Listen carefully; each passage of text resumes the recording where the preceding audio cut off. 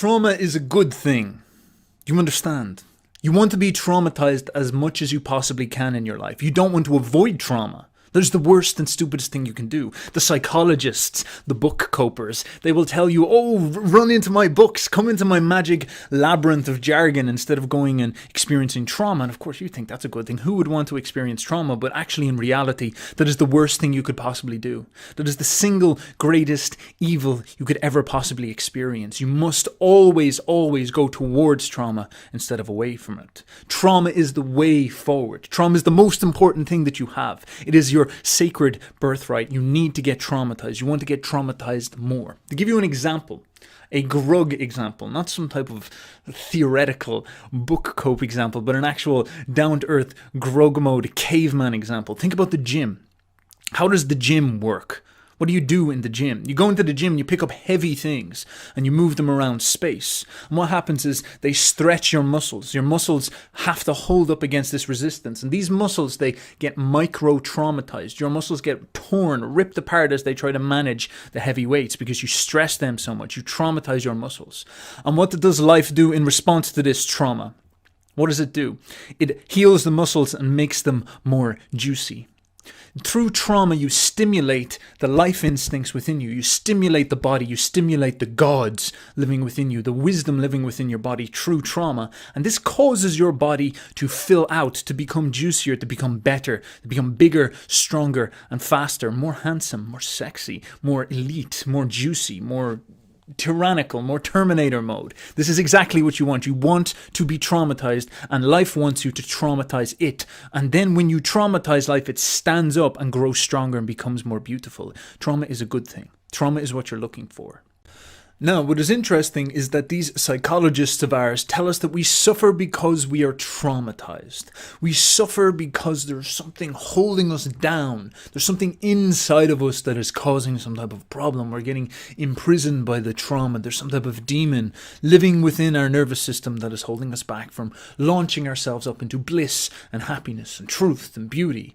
There's this thing holding us back from letting go of all these heavy feelings that are holding us down, and allowing us to float up into a life and a world where everything is light, everything is free, and there is no heaviness, and there is no trauma, and there is no pain, and there is no struggle. It's liberation, nirvana, this abstract place that we're going to achieve. And of course, the proposition among these psychologists, these preachers of equality, these nogginists, is that, well, what you got to do is you got to go in this big, complicated Pokemon Go scenario. You got to go through this filing cabinet of concepts, and you've got to individuate and rearrange all the archetypes in your mind. And it's like a puzzle. It's like a puzzle inside your head. If you just go into your mind and you get the correct concepts, you put the concepts together inside your head and click them all into shape, and it's like you're figuring out a Rubik's Cube within your brain, then what's going to happen is suddenly you'll snap the Rubik's Cube into place, and then it's just all this trauma will end. The world's trauma will no longer affect you. Pain will end. Suffering will end. Everything will become perfect. Happiness will just descend down within you and awaken like some type of divine spiritual experience. And that's all it is. And this is just the riddle that's going on. And of course, none of them have ever got it, and you don't see anybody who they're working with ever achieving this, but this is the promise, this is the suggestion. Oh, this can happen, this will happen, this is what's coming down. But see, the problem is that they don't understand that the thing that they're trying to get out of you, purge out of you in order to achieve this trauma that they're trying to escape from, they don't understand that, of course, this thing that they're trying to purge you from, trying to drag you away from, they don't understand that that is fundamentally where you need to go, because trauma is a good thing. And you see, the mistake they make is they promise a perfection, a liberation, a perfect way of living inside the noggin, inside the conceptual realm. They promise this thing that sounds really, really beautiful and nice, but they can't ever deliver it.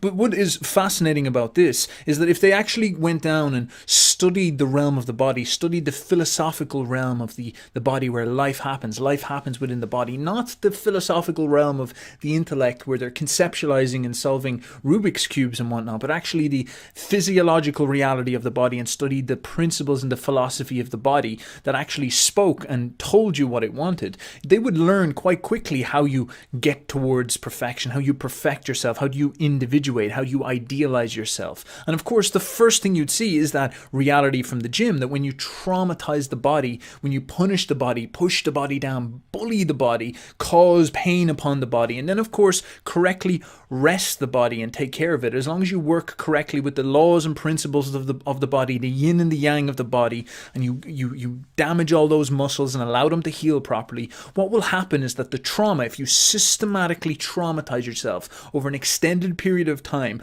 operating on the correct principles, damaging the body so that the body wakes up to the challenge and says, I want to grow and become strong, so I am overcoming trauma, you will see that the body will reward you by making you fill out, making you look more perfect, making you look more ideal. Perfection is attained through the correct perspective. You actually go and you lift these weights, you traumatize this body of yours, you traumatize this felt experience of yours, you traumatize this nervous system and these muscles, and your body will form into the Vitruvian man. It will become more perfect, more ideal. Your shoulders will get bigger, your chest will get bigger, your glutes will get bigger, your posture will get bigger, your endorphins will start to release, your chemistry will get correct, your testosterone will go up, and suddenly you'll actually start feeling healthier, you'll start feeling happier, your head will be clearer, you will think clearer, you will look better, people will be more attracted to you. The life will reward you with happiness from doing the right things according to her philosophy, not the philosophy that you invented in this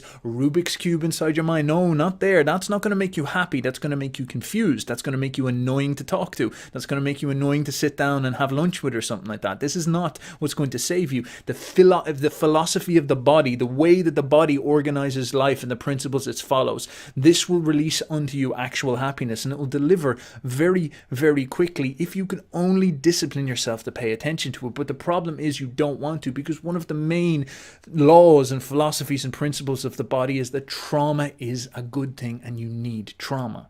Now, of course, despite all this, you're probably still going to ignore it. You're going to be like, you know what, Steph, I fucking like my Rubik's Cube in my head. I like my Rubik's Cube. You can go screw off. I don't want to have to listen to you at all, all right?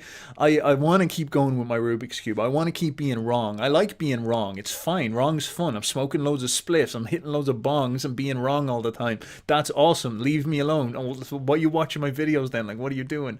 So, like, yeah, just leave me alone, Steph. What's going on? Well, listen, all right? Just because you ignore the reality, you ignore these philosophical first principles, doesn't mean that's some type of innocent little mistake you're making. Just doesn't mean you can't just be wrong and think that like that's okay. It's like, oh, it's just a difference of opinion, learn to agree to disagree. No, you're wrong and I am right. And it's the same with the body and the same with life. Life is correct, life is right, life is not wrong, life's not making mistakes. The reason why we're here is because life is correct and life knows what it's doing. The instincts know what they're doing, the body knows what it's doing. If you don't feed your body properly, you'll get unhealthy and then you'll die. That's not exactly about being right or wrong. That's just about simply being wrong. It's not our differences of opinion. It's a blunt reality, all right? So this is really important to remember.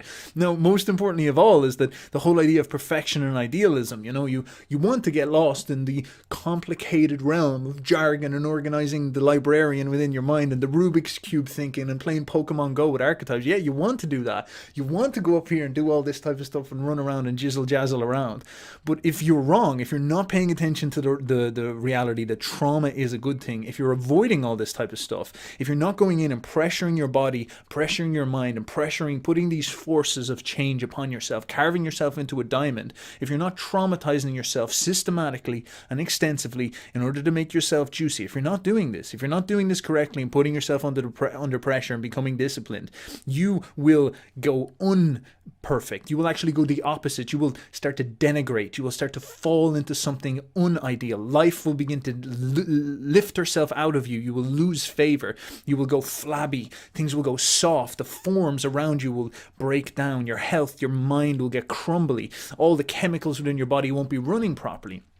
And what this will start to do is this will actually start to affect your ability to be a Rubik's Cube person. Because as you're up there in your head, operating this Rubik's Cube, dancing around in your abstracted, rational, left hemispheric intellect, what will happen is that all the chemicals shooting up into your brain will be in a bad state. All the feelings inside your body will be bad moods and all this type of stuff. You'll be out of shape because you're putting on more fat, because you're storing more fat. Your estrogen levels will go up. Your stress hormone and cortisol levels will go up. Your heart will have to beat harder. You'll be more generally stressed. And what will happen is the tone and the mood of your thinking will become more sour and more unhappy. And then what will happen is the state of your strange jargonizing, your puzzles and all this type of stuff, they'll get more, you could say, tragic and desperate. They might even get a bit like a bit sad or something like this, or a bit kind of pessimistic, or a bit black-pilled, or a bit down and out, or a bit mopey or something like this. And you might even start to find elaborate escapisms. You start to convince yourself that, oh, well, all this pain will go away if I just solve the Rubik's Cube, or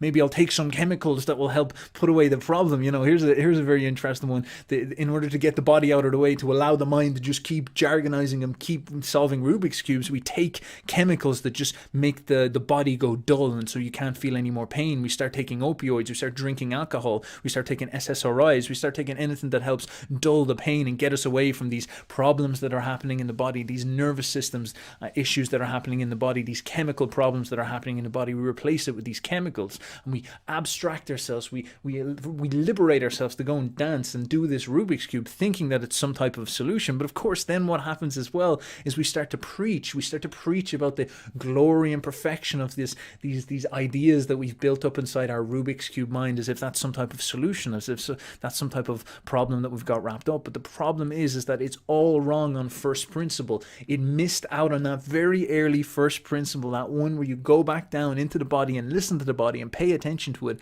and realize that, oh my God, I can't believe it. Trauma is a good thing.